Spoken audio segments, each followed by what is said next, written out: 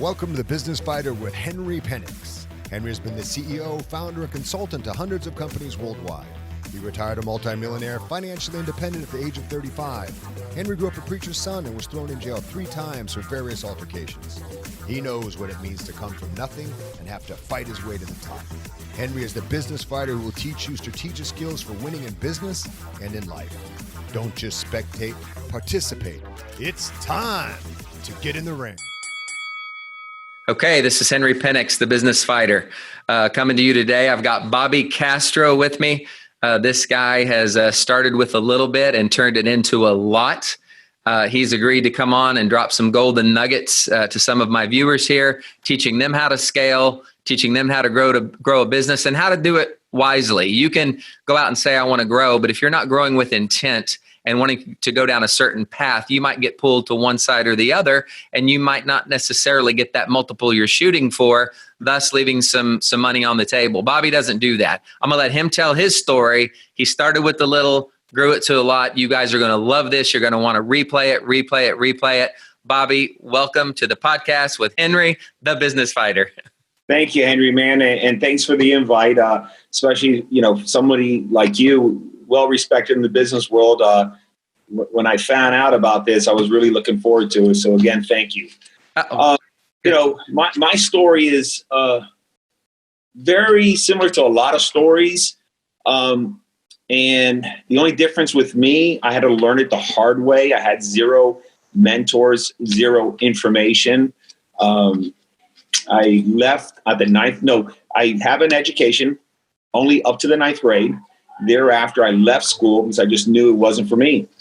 It was just simply wasn't for me. My mom was a waitress, 3 jobs in the morning. It was Sambo's, which is now called Denny's. And then she worked at a restaurant in the afternoon, and she actually had to walk from Sambo's home briefly, which were around the corner, and then on to the next restaurant. And then the third one was the Roni Pub Steakhouse in Miami Beach. And she worked there till about 1 a.m. Unbelievable. She's still an amazing individual, a lot of energy. My dad was a little bit of the opposite, very passive, 9 to 5, 15 children. He met my mother when he was older. She had me when she was 27. He was 50, going on 51 years old. He was a postman in the Bronx, and they met in New York. And then finally migrated down here to South Florida, where my grandparents, my mom's parents, were in Miami. And he started working for my grandfather, who at the time had a fur business back in the day in New York. Eventually lost it all from alcohol and a lot of gambling. He's a gamble, the dog track here in Florida. And that was the end of that. Yeah. So it was kind of rough and tough to see that and witness it. But more so, my father had 11 kids before he had 3 of us, Eric, I, and Kevin.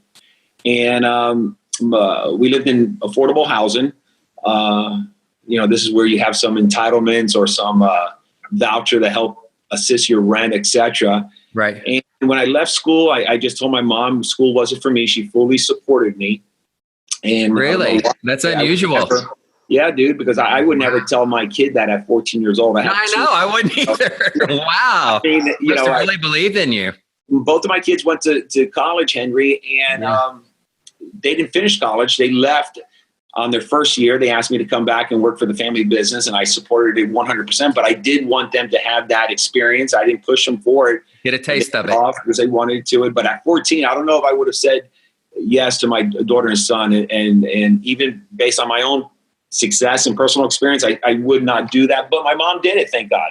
Wow. So, wow. And I got to interject something here. My dad had 15 in his family. Are you serious? Yeah. How many different ladies? He was 1. Oh, wow. Yeah. There was it was my grandma. So he's got 7 brothers and 7 sisters, and none of their TVs worked. I know that. So they had to find something else to do with their spare time. But yeah, no lie, 4. man. My dad 4 and very close to one another. So he was bouncing all around the boroughs in New York. So kidding. A true mailman. Yeah. My dad, he was Puerto Rican. He passed when he was 94 years old. My mother's Irish and Jewish. And so when I left school, I started just working and helping my mom. And actually, my mom would never take a check. And I was just doing all kind of odd ends, including, offering painting houses around the neighborhood, doing everything and anything. No one really would hire me because of my age at that time. Yep. And then eventually I started busting tables. My mom would get me a job here and there at Pasquale's. It was an Italian restaurant in Hialeah, which is walkable. It was like maybe 2 blocks from the house. Mm-hmm. She was a waitress there. And that's where I started learning people skills. And, hospitality is a big thing. And I didn't actually speak until I was 7 years old. I was extremely shy. And when I say didn't speak, I'm not exaggerating. Really didn't speak. I would be always in a corner and something happened. I don't know. Maybe my mom knew how shy I was, or maybe she thought maybe something might have been wrong. I'm not sure. I didn't even really ask her that deep of a question. But something popped up. And, I think it was my mom who really supported me and really said, well, this is his way of coming out, I guess. I don't know. I have to ask her that, that question. Isn't that something? And, it is, man. It is. And I do remember being so shy.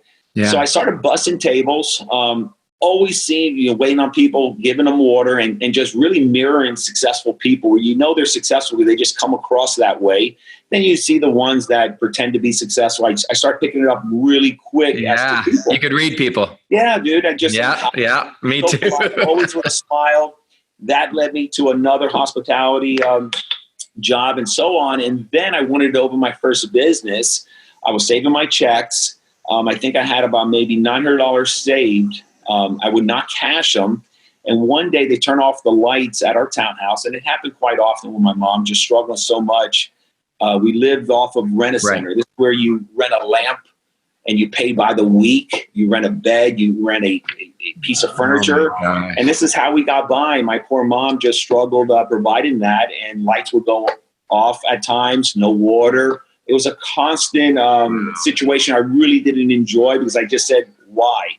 So I came to the age, fast forward a little bit, I worked at valet parking, just always in the hospitality industry because of my mom. And then I started working at Don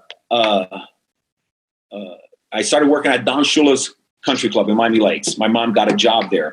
Mm-hmm. That's where I started really shining clubs on the golf course and really being exposed to some pretty cool people playing golf on a Monday, playing golf on a Tuesday, and just hearing them talk and just trying to mirror them. And they would give me $20 at $10. And I was just fascinating on them driving away with a Cadillac and just obsessed on just observing their behavior, the way they talk, the way they just polite to people. And that led me to ask my mom to mortgage her only home that she actually paid. It was rent to own. So she had a beautiful couple that really felt bad for us, and offered my mom, we were renting their townhouse, offered my mom, hey, we will do a seller note and just continue renting, and we'll just help you and your family. They were just so sweet to my mom. Wow. And so anyway, she finally built up some sort of credit on a payment plan type of structure to prove out that she is responsible for the payment and build up some equity. And then I asked her to mortgage the house. And back then it was called a second mortgage. It was not called a HELOC. Right. And I even actually went to a flyer in Miami. It's a flyer. The internet didn't exist there. And I'll never forget, his name was Woody in Miami Lakes. He was a mortgage broker. I called him. I took the bus. Somehow I got there, spoke to him. The guy was really cool. He was actually, I guess he knew my personality. I was determined to convince my mom and dad to mortgage his house. So my mom said yes. My mom said absolutely yes. Wow. She always believed in you, man. I'm seeing this pattern. I'm listening to this pattern. And I didn't recognize it, Henry, really until maybe the last 5 years, because I've been so darn busy, and I'll get a little bit into that with my life. And I didn't come to appreciate it until later in life, where I was really, a lot of people ask me, well, Bobby, what's your story? How did you do this? And I just, figured it out. It was because of my mom. Right. So I got into cleaning services for commercial cleaning offices and all that. And I got into a niche. I don't know why. It was adult entertainment establishments. Uh-huh. My first account was Pink Pussycat on 36th Street in Miami. That's awesome. I can't believe these people hired a 17-year-old. Of course, I was just an independent contractor, and I would clean in the wee hours when it was all closed up, and the entertainers were counting their money, preparing, taking off their shoes because they were exhausted. I mean, whole different world there. It was amazing. Yeah. I've always appreciated hard workers and hospitalities. And Sure. so anyways, they found out my age. There was one dancer down the road, says, how old is this kid? I mean, what's he doing here? And that was the end of that. And during that time, I actually had other accounts I built up, same type of industry. And I figured out that I got an easy yes. They said yes without even thinking, without going through the actual process of trying to convince this person, trying to talk to that person, and eventually get the account. But I wanted the account like yesterday. Right. And for some reason, these centers, at nighttime just said yes. So I just stuck with it. And I actually built up not a bunch of accounts, but enough of accounts to maybe start getting some traction. So Sure. I wind up selling it to a beautiful family, a Cuban family, for pennies. That second mortgage haunted me for a number of years because I knew it was so important to my mom not to lose this house because it was our very first home. It was our home. And we didn't get that until later in life. So it was just something, it was a monkey on my shoulder. And then always been in the hospitality. Back at Don Shula's, I then became a valet parker, working jobs, warehouses, everything. Then I finally realized that I really had to own a business because I really gave up on the fact that it didn't work out. And when you're from a particular environment, you start becoming very comfortable because that's how it's supposed to be. You don't expect anything else from it. And I felt, I was always hungry, but at that moment I really gave up. And then I started really realizing again, because of hospitality, being around these people, I said, just go for it again. I would get business opportunity packages. I would go in the USA Today. I would get in all these type of publications looking for all these get rich stuff and just call in packages after packages after packages. Then I started working later in life. I'm bouncing all over the place. I met my wife, Sophie. She was only 18 years old. I was 22 years old. Amazing. She supported me. And I was still struggling during those processes, still chasing this dream. Sure. Wasting so much energy and mistakes. And I'll tell you, Henry, that the power of not knowing is good and bad. When you don't know much, you have nothing to lose. You just go for it. And when you start getting more information, you tend to maybe overthink and never make a decision, never take action. So back then, nothing. But then I was starting to be exposed of all this information on all those packages I used to receive on these business. I started working at the Rusty Pelican in Key Biscayne as a waiter at night. And during the day, I was selling memberships for the Better Business Bureau. I would call on business owners and convincing them why they should buy this membership. And one day I actually called a company that actually received a business opportunity package. So I knew about the company and I figured, wow, they need this membership because they must have people interested in doing business with them or buying their business opportunity. So I think by having a membership with the Better Business Bureau, it makes sense for them. When people do check on credibility. Yep. So I go to the dude, I call him, just would not stop. So I wind up visiting him because you had to make a call, get the appointment, then go a face-to-face sale. Right. Long story short, he says, listen, Bobby, I'll buy this darn membership. I don't believe in it. I hate it. You guys don't ever stop calling me. It's a bunch of garbage, blah, blah, blah. He goes, however, I'll go ahead and buy the darn thing under one circumstance, under one condition. I said, well, what is it? He goes, you come work for me.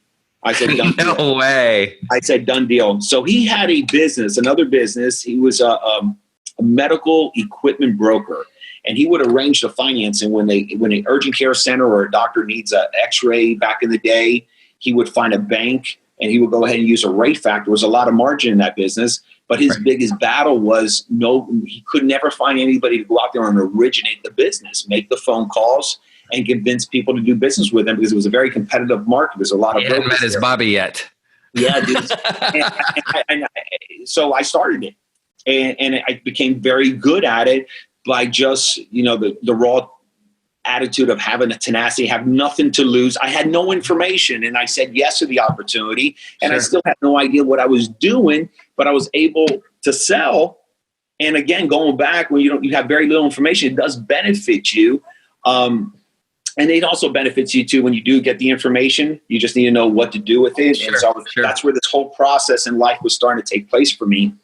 So I became very, very good at it. He had two sons. One was very heavy into drugs, and he was an older man. So after doing that for a bit, Sophie would go ahead and fax during the day. I would wait on tables. I would get home, and Sophie was working as an ultrasound technician.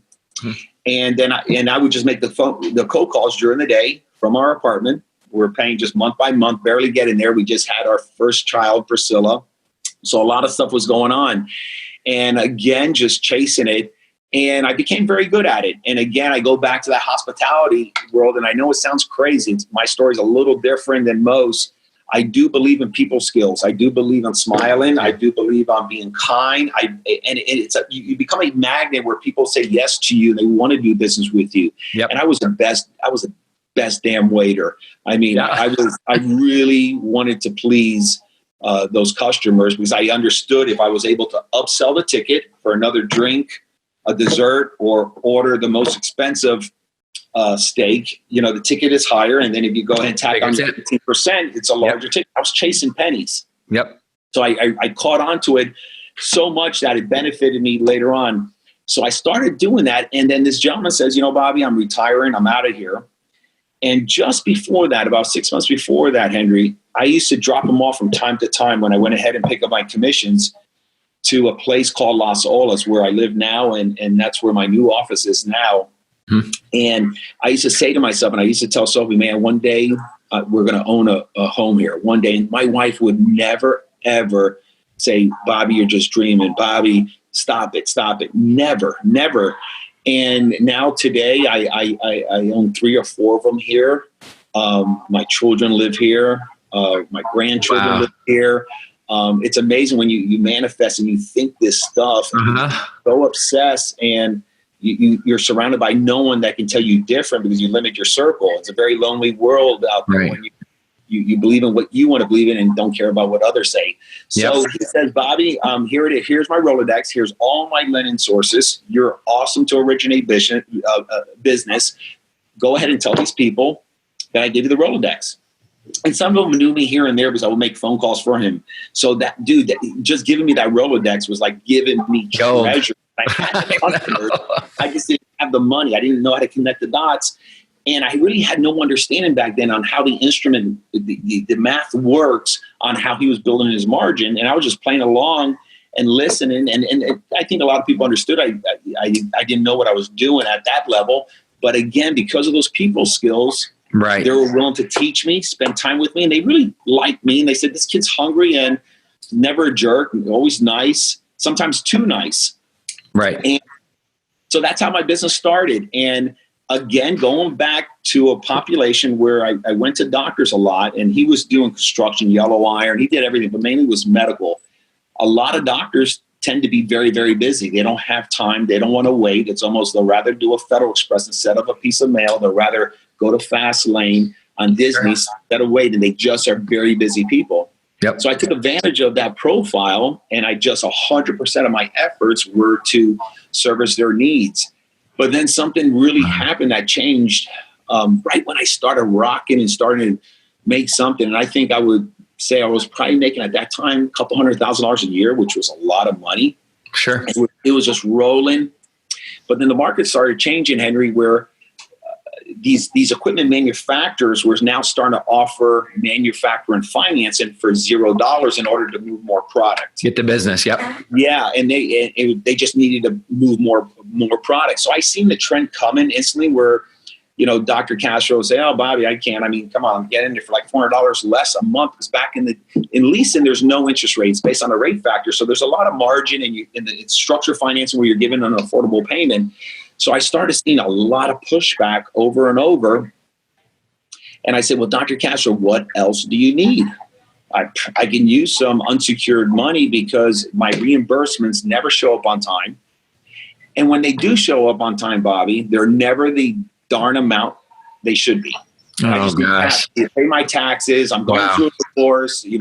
My wife, she wants to go to the country club. I have 2 kids in Ivy League school. I have this. I just need cash. Yeah. So I no problem. So I went to the market, went to all those funders that I knew, and I did very well with them. And I originated a lot of good, solid business that performed well. Right. They would not understand unsecured money because their funds were securitized by an asset, a piece of equipment, and that's how they raised their money. And this is way before the fintech companies are today. So I was determined. I kept looking. So the one day, and by the way, my brother Eric, I brought him in as a 50-50 partnership when the business started really almost taking off. I went on vacation for the first time, Sophie and I said, Eric, I need a big favor. And he was doing some medical uniforms, something like that. I said, Eric, I need you a big favor. I just need you to answer my phones for my customers here and there. I went for 1 week, our very first vacation. I came back and Eric says, my God, is that offer still on the table? I said, absolutely. We're only 18 months apart. And we actually started the business, which I'm going to discuss now. So, wow. Henry, Dude, what a story already. And so we were one of the largest Southeast originators for all these funders, and we were invited from one particular funding source, an intimate circle meeting of just some celebration. And again, going back to people skills, we met an individual. He was an investment banker, and 3 of us founded the company I'm about to talk about.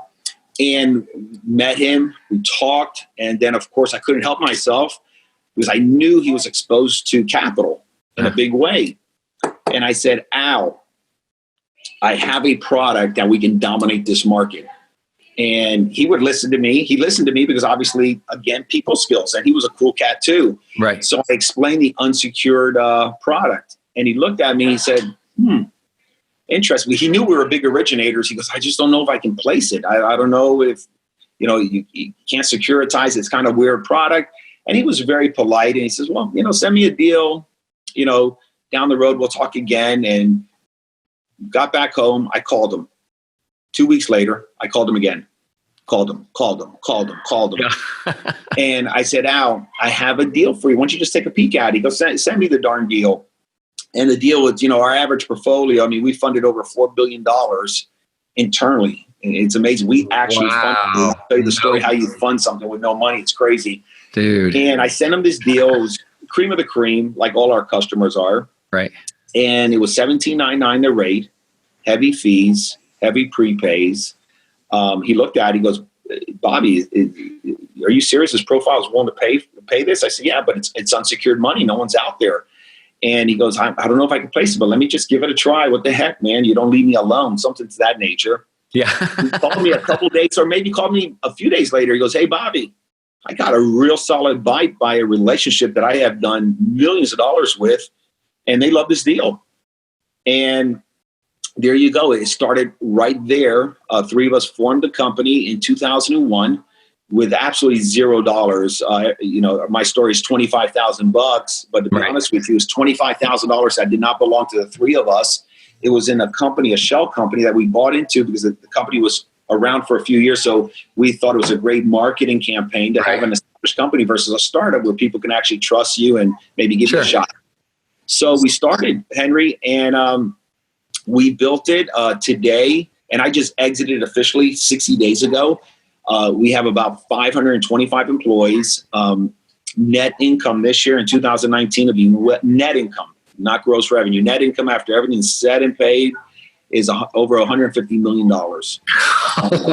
And we used to fund those deals back then out of our own account with maybe not even having the money to cover that loan, and at the same time trying to have an institution buy it so we can keep up with the demand, because I went crazy. I went crazy on origination. There was no one doing it. I found a niche. I found a profile that does not want to wait in line, that appreciates a hassle-free process. And it wasn't programs. You have to get a full financial package, the whole 9 yards. So 2015, we sold 30% of the company. I sold 10%. Eric sold 10%. Al sold 10%. It was based on a $250 million valuation, all cash. A year later, just under a year later, because we understood, okay, how these multiples, how the scalability works. Right. It's a different world again. It's like, okay, and talk the power of information if you know what you're doing. Uh-huh. And then the great thing about information, if you don't know what you're doing, sometimes don't even seek the information, just go ahead and attack. Right. So 11 months later, we wind up selling another 19%, not on $250 million, $600 million. No way. Just had a year. In a year? from 250 to 600 million. And we still, at that time, controlled and owned 51%. 3 years later, I just exited my last slice, which 17% I still had, for $1 billion valuation. So I wind up selling my company for, you're talking about 230 million plus of a very hassle-free closing. We built something really real. We built it because we appreciated, we knew about the scalability and how you duplicate yourself when you hire people and how to make these people. In the beginning, we had no leaders. We had to create the leaders and make sure we duplicate ourselves. And we found that out 5 years into business. So we sold I was 18 years in business when I sold. When we started scaling up and really putting the right people on the bus and making those hard decisions just because somebody was with you from the very, very beginning, and you feel so bad where you don't want to fire them and affect their family because all their family, they were so special. Right. Their job just to work for you. I know. Work for less. Most people can't pull the trigger. But we understood the magnitude of what this could be. And we seen the scalability model. If we just do this, we do that, and stick to the plan and create a culture. And the culture we have, this DNA, it's amazing. I mean, people just don't quit. It's just amazing. That's the most, the last 2 months have been very emotional for me because I bet. I knew them all. My mom still works there. So who bought me out, Eric. And now, were you able to pay your mom's second mortgage off? Oh, yeah, dude. Yeah. All I want to know is, did you take care of mama? Many times over. And we do call her mama. How funny you say that. We do call her mama. And I've had many businesses. Yeah, sure. Since then, 6 of them, all profitable. You start learning from raw experience on actually how to scale with leadership. And a lot of people miss it because they look at systems, they look at the product, the service, but they miss 2 things. Is it scalable? And then they miss out the biggest thing. It's a capital L, leadership. Leadership is so critical, especially in today's market. It's mandatory. So many people are missing it. And I just got off of a phone with some gentlemen. They're doing quite well. And the reason that I'm interested in investing maybe up to $1 million in their company, they don't even realize what they have. Right. And they don't realize really truly the scalability. Right. And number 2, they don't understand the leadership. They're just so in the mud and they don't realize how to just cascade down. And my partner, Al, he was the one who pushed for that. I have to give him that. I actually pushed back a little bit in the very beginning. And he actually forced change, and change is really good. And again, because of those people skills, and you're humble, you surrender, you're vulnerable to listen to people who may know a little bit more experience than you, and you take advantage of it. It's amazing. So we've always done well. A lot of people say, well, why did you sell Beach? It's been producing in your pocket millions and millions and millions of dollars annually. I just wanted to do something different. I have a daughter who's 28 years old. She's in a fashion line. I have my son, 23. He runs our multifamily operation. We have nearly 2,000 apartments that spit us, close to a few $100,000 a month positive cash flow for me and my family. I have my granddaughter, Ocean, who's 3.5. I have my grandson, Oakley, who's a year and a half. And I just wanted to be surrounded with my family and teach them this scalability and teach them really leadership, whether that's within your family, anything around you. So that's really, it's amazing when I think about it. And that's why I've been thinking about my mom lately. It's just like what happened. And somebody actually said yes, 2 big yeses to me. And imagine if there were no's. I always tell Sophie, I don't know if we would be here, Right. So the power of being nice to people and having a big heart goes a long way, but yet you still got to be hungry. Yeah, I think everything happens for a reason. Everything that's happened in my life, I was that guy who was mowing yards at, like I said, $20 a yard. And I found somebody who would help me for 10. And, you build. I was able to buy my first cycle and my first car. I remember going down a street in my hometown in Oklahoma, and I asked my mom, I said, what are those big statues of those dogs over there in front of that store? And she said, oh, honey, those are for the rich people. And wow.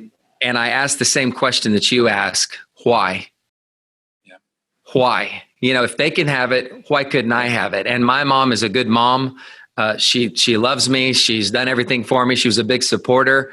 Why? And I kept asking why until I did more and more. And, I find myself at the United Nations. I find myself in these situations that I promise you it's because of those people skills of pushing my lawnmower down the street every day, right, going to neighbor, and not only mowing their yard and weeding in it. And I didn't have a blower then. I had to sweep it off with the push broom, but I would do every little speck of grass off of there until it was perfect. Then I would go ask them, is this what you want? Is this okay? Exactly. Is this going that extra, promise an 8 and deliver a 10? But what I heard about you, what I heard in interviewing you just now, Bobby, and I want this to go just a few more minutes if you're okay with this. Yeah. But I heard that you had people in your life that supported you.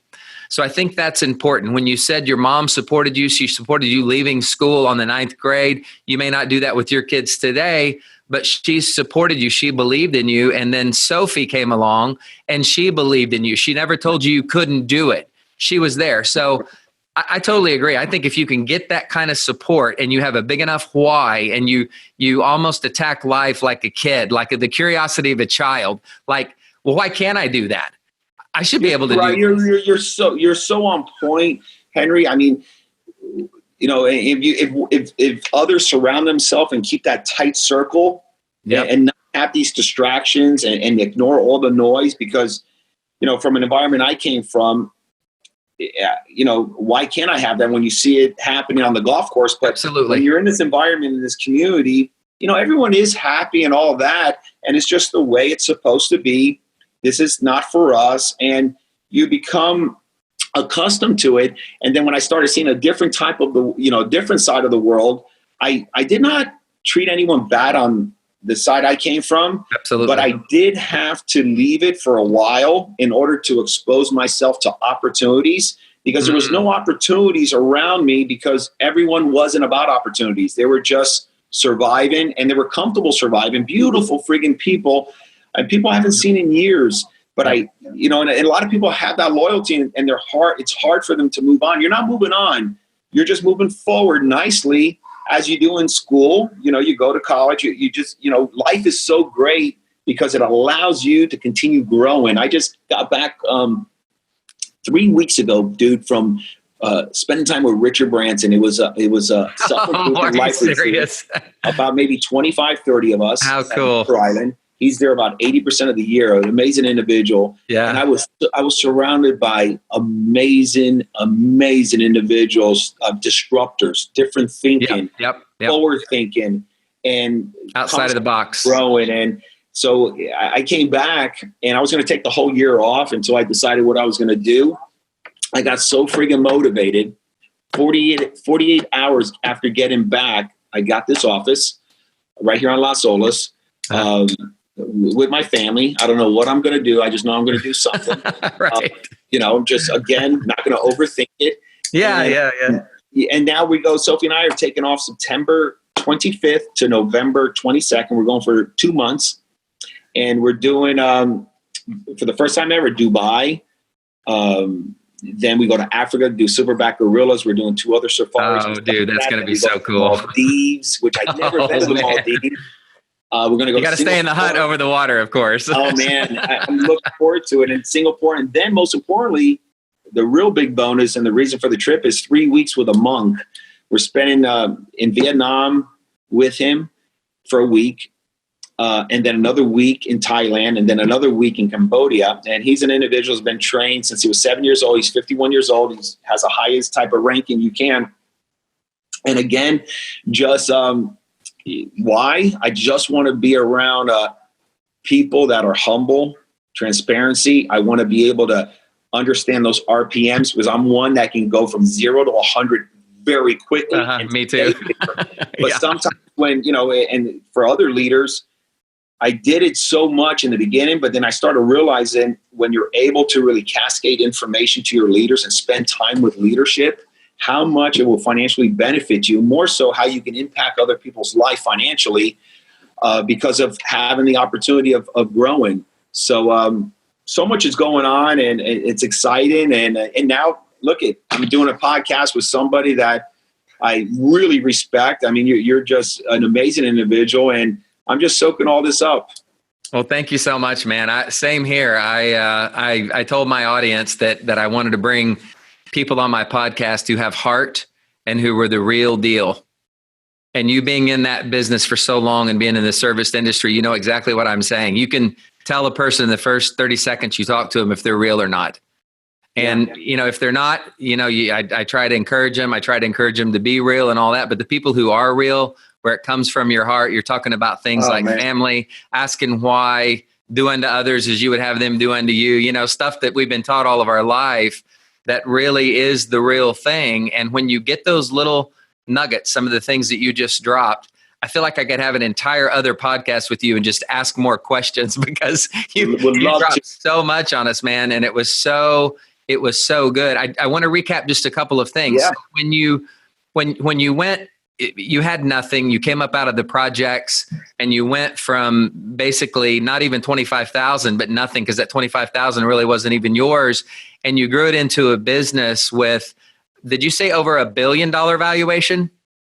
Yes. $1 billion valuation, closed, bonafide, stamped and sealed. So going from that to that and constantly referencing the people who are behind you and supporting you and being in the service industry, like, you know how to act around people, but you also know how to treat people. Yes. Like anybody who comes by me, and I don't care if they've got $1 billion or $1, never stick your nose up at me, because you got the same nose I got. We got, we all put our pants on the same way. And I think when you tell that in people and you get the real deal, like, that's the people that I want to learn from. So you said that you had support. You said you learned that in the service industry. The company that you took and doing the getting the margin on the deals and all of that, can that work in just about any company if you have the right perspective on the market? Can I take just about any business, and if I learn those secrets or those tenets of how things are valued and how to build it faster, can I do that with my business as well? Absolutely. I've done it with other businesses as well. 1,000%. And it'll deliver you a lot of rewards, but you got to be really, the information, again, is so critical when it comes to leadership. I mean, it's one of the reasons I have a personal net worth of $300 million. And you'll be surprised if you're a business owner, spend time with your DNA. Spend time. Those are the cascaders that will cascade down to many, many layers to scale. You cannot stay stuck. And a lot of business owners focus so much on customers, which I did in the very beginning. But then I started realizing focusing on my top layer so they can cascade down just did so much wonders for me. I mean, I'm really going to map it all out. But now you're talking about your top layer of people that work with you. Yes, right? and that layer has changed many times over, Henry. And again, you got to make those hard decisions. I mean, some were very, very hard decisions, and I wasn't the best, let go of people. Because you try to carry some people because you've known them forever. You want the best for them and their family and all that. Good that, we've made, a few millionaires in our company that work for us. Yep. Many others that are worth right underneath there, and that's just an amazing feeling where you're driving down success and you're building this culture, and it's an army. It's an army that just builds and builds and builds, and then you get this momentum. And all you have to do is feed it like you do in a blender. Put celery in there and just feed it, fuel it, and it's all about leadership. I mean, that's my biggest takeaway. Is leadership, how to treat your leaders so they can treat their leaders underneath them, their leaders. And then, of course, you just set that culture. You have core values, and just treating people nice. Before I got kind of turned off, I was staying at a conference, and I jumped in an Uber with an individual. I went to the conference, hardly knew the individual, but we were going to the same airport. And I was really running late. And he was kind of these hardcore people, just talking to people rough and tough. And I would imagine he does the same thing to his staff and his employees. Sure. Very, very big company. he goes, "Hey, Bobby, why are you running so? I had to be at the airport. What took you so long to go down?" No, and I was telling him the truth, but I was just joking around. No, I cleaned the room real quick, and I was running. He goes, "What do you mean clean the room?" I said, "Yeah, dude. I everywhere I stay, and it's just been a habit because my mom's been in hospitality. I clean that room, and I put the towels on the side here and there. I'm just a little bit OCD." Yeah, he goes, "What a guy like you worth $300 million doing that?" And I just chuckled and again put people skills. I didn't even give it any attention. Didn't even spend a minute with him on the topic.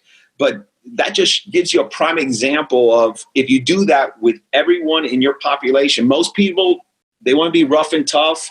And how I made my money was just being kind to others, having zero tolerance as to core values, but being super kind, very inspiring, caring about their family.